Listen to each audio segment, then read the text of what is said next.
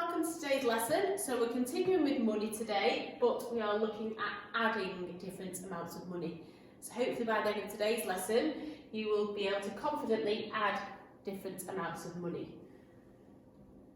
So we're still using our same as money as last time. We've got dollars, pounds and euros and cents and pence. So first thing we need to do is have a little look at some examples. So the first one is asking us to add 39 pence and 86 pence. So all we're going to do when we're adding money is the same column addition method as what we would do with any other sum. So if you saw this written down as a question on your page, hopefully you'll be thinking that you would need to set it out like this. Okay, so I've lined up my units and I've lined up my tens, and then I can just complete the simple addition. So starting with the unit, 9 add 6 is 15, so carry my 1 over, and 8 plus 3 is 11, add 1 is 12. Okay, so that gives me 125. Now, what we've got to remember when we're adding money is it's really important to make sure you've included your units in your answer. So, I look back to my question, and it's pence, so I can put a pence on the end. So, 125 pence. Now, how else could I write that amount? Think back to yesterday's lesson when we were converting between pounds and pence. About how many pennies were in a pound. Think how many pennies were in a pound. So there are 100. So we could also write it as £1, because we've got one lot of 100, which gives me now £1, and there's 25 left over. So I could write it as £1.25.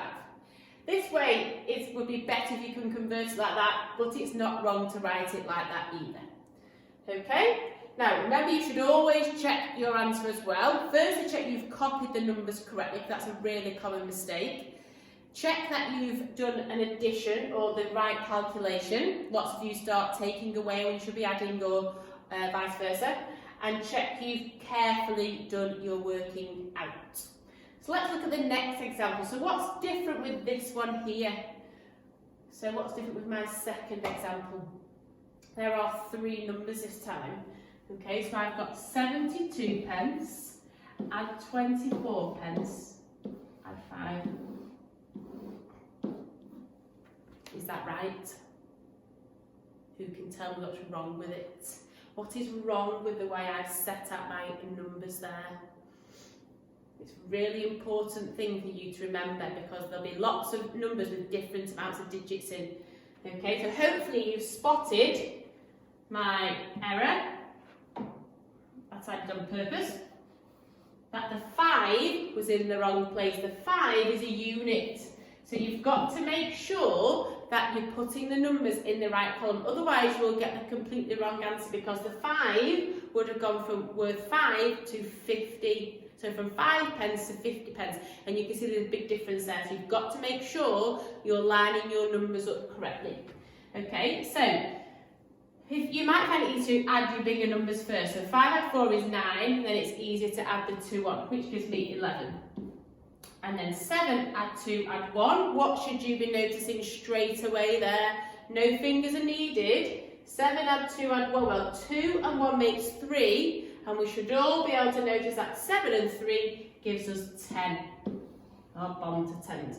So this time, I need to check what my units are. So this time it's pence again. So 101 pence, put my P on the end. Now see if you've got some paper and pencil in front of you. See if you can quickly convert that now into pounds.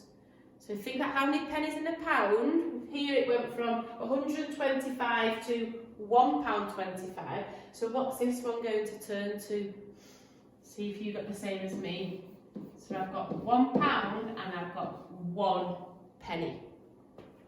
Okay, let's just look at another couple of examples. So here we've got some dollars. So I've got a bit different this time, because this time there's a decimal point in them. Okay, so I've got $8.47 and I've got $12.42. So again, I've got to be really careful here how I set it Oh, no, that's right. Ignore that. These are my units. Okay, tens and hundreds. Tens and hundreds, there, like that. Okay, so I've got to make sure I'm putting them in the right colours. I've got 12 here, so I've got 110. So I'll build my number around that. Okay, it's an addition. So I'm going to add it up. 7 add 2 is 9. 4 add 4 is 8. 8 add 2 is 10.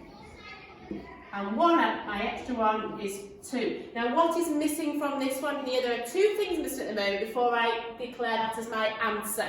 What 2 things are missing? What 2 things are missing? So firstly, I've got to think about my units, haven't I? So look back at my question. This time it's dollars. So I can have my dollar sign at the beginning. So there's one other thing missing. Look what's in these here that's not in my answer.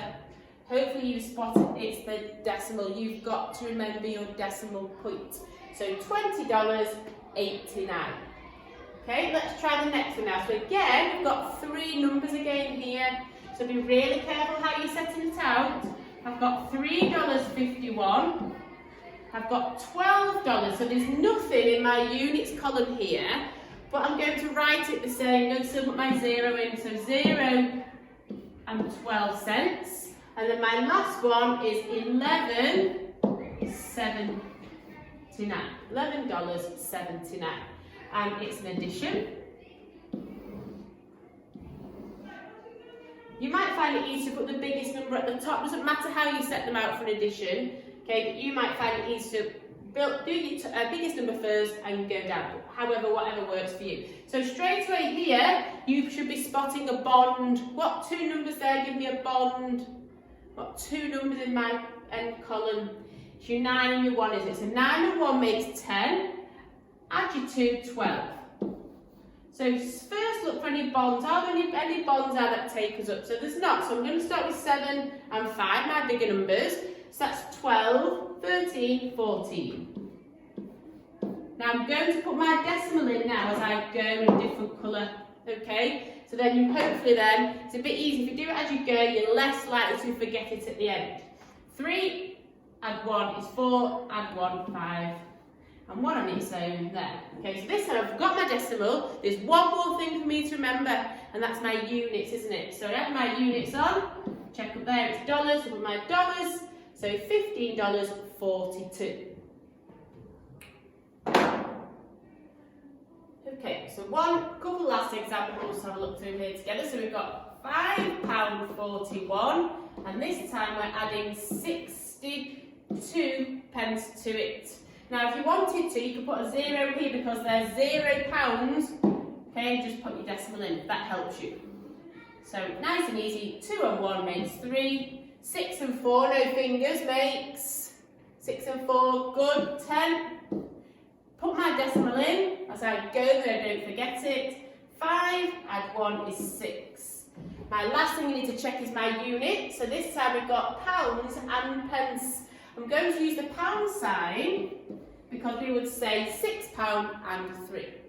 Okay? And then here we've got £12.32 and we've got 9p. So look at that carefully. Where am I going to put my 9? Because lots of you would automatically maybe put it here like that. Lots of you would put it there, because you're thinking that's your units, okay? But that's £2, isn't it? Because that's £12. Get rid of your 1, you're left with £2 there. So it's not going to go there, it's only 9 pence. So you're going to put it right at the end, like that.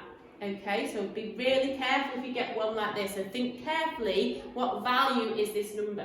And then again, if you want to, if it helps, put your decimal in, put the zeros in the space. Doesn't change the value of the number. It's an addition. Okay. 9 and 2 is 11. 3 and 1 is 4. 2 and 0 is 2. 1 and 0 is 1. Very last job, check my units. At the top, pounds and pence. We go with the pounds. £12.41. Okay, so today what you're going to be doing, you are going to get your Galore Park book and you're going to read pages 262 and 263. You're then going to complete exercise 21.2. And these are the two things that I really want you to remember. So if your question's got a decimal in it, then you need to have a decimal in your answer. And you must remember to include your units. So really careful with your working out. Really carefully that you set up your numbers in the correct columns. And remember your decimal in your answer and your units. You'll do great. Good luck.